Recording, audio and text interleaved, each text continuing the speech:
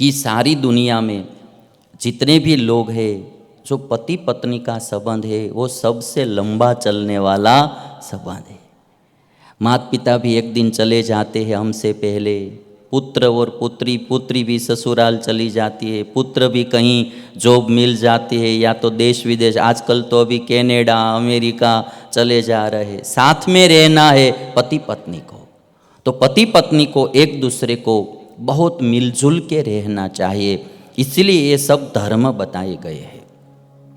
और आप जानते हैं कि ये जो वेडिंग रिंग होती है ना, वो अनामिका अंगुली में वो पहनी जाती है।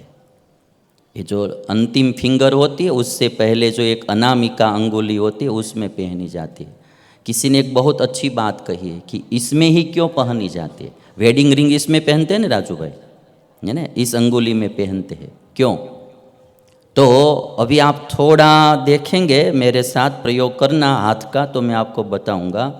अभी तो सबसे पहले आपको इस तरह से सभी अंगुलियां जोड़ देना है, ठीक है, सभी अंगुलियां जोड़ देना है। उसमें से जो बीच वाली अंगुली है उसको इस तरह से मोड़ देना है, बीच में से चिपक जाएगा किंतु मोड़ के उसको रखना है, मोड़ के एकदम, ठीक है। बाकी की छूकर रहेगी और बीच वाली जो है उसको मोड़ के ऐसे ही रखना है। अभी आप देखेंगे कि अंगूठा को अलग करेंगे तो अंगूठा, ये जो बीच वाली अंगुल है उसको छोड़ना नहीं है, उसको ऐसे ही जुड़ी हुई ही रखना है बीच वाली को। और आप अंगूठा को अलग करेंगे तो अंगूठा दोनों अलग हो जाएगा। कहा किसी ने कि ये माँ बाप है, माँ बाप हमसे पहले धाम में चले जाएंगे, स्वर्गवासी हो जाएंगे, तो वो हमसे अलग हो सकते हैं। बाद में कहा कि ये जो दूसरी तर्जनी अंगुल है उसको आप अलग करो तो वो भी अलग हो जाती है। ये जो है हमारे भाई बहन है, शादी के बाद भाई अपने रास्ते पे चला जाता है, बहन भी अपने रास्ते चली जाती है, तो वो भी हमसे अलग हो जाते हैं भाई बहन। और जो अंतिम अंगुली है, अंतिम अंगुली वो भी अलग हो सकती है, वो देखो आप, क्योंकि ये हमारे पुत्र पुत्री होते हैं, तो पुत्री भी ससुराल चली जाती है, पुत्र भी कहीं अपने हिसाब से वो सेट हो जाते, देश विदेश, कोई दूसरे राज्य में, कोई पुणे चले जाते हैं, कोई बम्बई चले जाते हैं, तो वे भी अलग हो जाते हैं। अब जिस अंगुली में रिंग पहनते हैं उसको आप अलग करो। अब बीच वाली अंगुली को ऐसे ही मोड़ के ही रखना है, जिस अंगुली में रिंग पहनते हैं उसको आप अलग करो, वो नहीं हो पाएगी। अंगूठा अलग हो सकता है, तर्जनी अंगुली अलग हो सकती है, ये अंतिम वाली अंगुली भी अलग हो सकती है, किंतु जिसमें रिंग पहनते हैं वो अलग नहीं होगी। देखा, वो अलग नहीं। इसीलिए कहते हैं कि रिंग इस अंगुली में इसलिए पहनते हैं कि मरते दम तक पति पत्नी अलग नहीं होते हैं, मरते दम तक पति पत्नी नहीं। ये तो हमारी भारतीय संस्कृति है ने।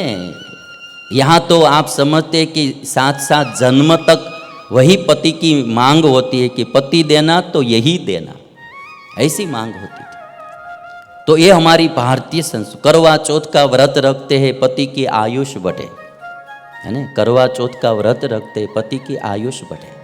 तो पति पत्नी को मिलजुल के रहना चाहिए, ये हमारी भारतीय संस्कृति है। कभी भी एक दूसरे को डराना नहीं। जो अभी पतियों को भी मैं बोल दूंगा, कभी भी पत्नी को भी मारना नहीं, उसका अपमान नहीं करना, उसका तिरस्कार नहीं करना।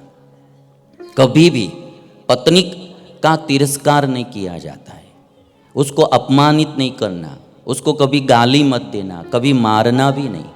वो आपकी जीवन साथिनी है, प्यार से और भाव से रखना चाहिए। और पत्नी को भी, पति को जब कभी जॉब पर से आते हैं, धंधे पर से आते हैं, तो उसको स्नान करने के लिए पानी तैयार कर देना, थोड़ा गरम गरम भोजन करके खिलाना। अभी कभी कभी क्या होता है कि पति बेचारा थका हुआ एकदम टेंशन में घर पे आता है, तो पत्नी ने भोजन 5 बजे बनाया रखा होता है और कहती लो अब ये थाली है खा लो, और स्वयं तो सीरियल देखने के लिए बैठ जाती है। तो ऐसा नहीं, मत करना। पति को भाव से भोजन खिलाना, गरम गरम भोजन, रोटी गरम गरम बना के खिलाना, उसकी थकान दूर हो जाएगी। भाव से बुलाएंगे, भाव से भोजन खिलाएंगे तो वो ताजा हो जाएगा।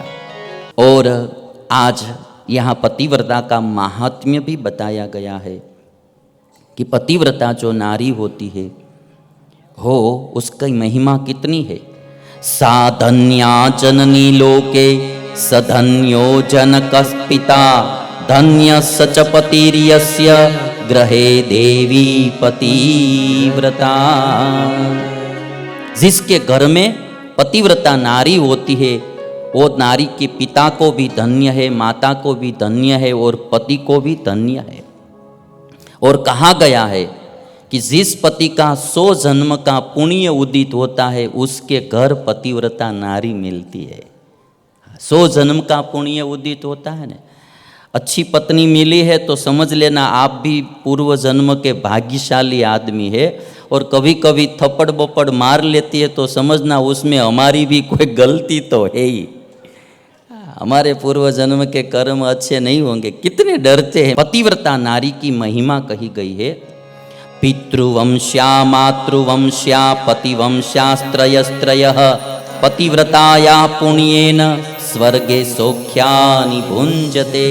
जिसके घर पतिव्रता नारी होती है उसके पिता के 3 वंश 3 पीढ़ी, माता की 3 पीढ़ी और पति की 3 पीढ़ी का उद्धार होता है। और कहते हैं जैसे गंगा में स्नान करने से शरीर पवित्र, तन पवित्र होता है, वैसे ही पतिव्रता नारी का दर्शन करके मन भी पवित्र हो जाता है। ऐसा कहा जाता है कि पतिव्रता नारी के पर से पवन आता है, वायु, और वायु का स्पर्श कोई पापी को होता है तो वो पापी भी पवित्र हो जाता है। इतनी महिमा पतिव्रता नारी की बताई गई है। और बाद में जब विदाई का समय आया पार्वती का, तो मैना, हिमालय आदि सब साथ में मिले हैं और पार्वती को विदाई दे रहे हैं। मैना सहित सब आज रो रहे हैं। पुत्री की जब विदाई हो रही है, पुत्री इतनी प्यारी होती है, सभी परिवार को भाव प्रेम देने वाली होती है। उसकी जब विदाई होती है तो सभी की आंखों में आंसू आते हैं। चाहे कितना भी कठोर हृदय पिता हो तो भी जब पुत्री की विदाई होती है विवाह के बाद तो पिता की आंख में भी आंसू आते हैं।